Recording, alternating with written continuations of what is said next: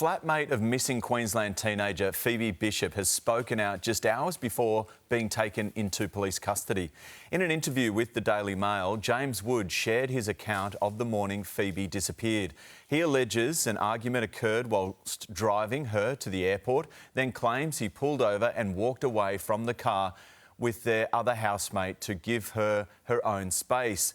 By the time they returned, he says Pheobe was gone. No charges have been laid. For more, we're joined by Dr. Tim Watson-Munro, criminal psychologist. Great to have you with us this morning. Thanks, Tim, what more did we learn from this interview with her housemate? Well, he was the last person to see her alive. We hope that she's still alive. He was able to give some context of that meeting. He was able to give some context in terms of the dynamics within the household, which by his account were very tense at times. And he's given some information about what happened when she left the motor vehicle proximal to the airport. What we do know is James Wood was held in police custody but not charged. Does that still mean he's assisting police with their inquiries?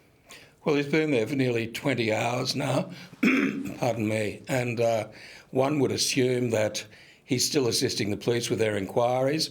They may be cross-referencing the data and the information and evidence that he's provided them with other information and so on, and they would be working on those leads. So, Tim, authorities have called off the physical search for Pheobe. What does that tell us about where this investigation is headed at the moment? Well, that in itself, Chauveau, is not unusual. It's 3 weeks since she disappeared. The police may be pausing. They may well be analysing the new evidence that's been provided by the flatmate. It doesn't follow necessarily that they've given up all hope in terms of finding Pheobe, but they're pausing to wait for new information which they will act upon. My belief is that they probably have a lot more information than they're telegraphing to the community as part of their procedures. They're not going to let everyone know what's going on because it may interfere with their inquiries and their investigation. OK, Tim, thank you for your insight. Appreciate it. It's a pleasure.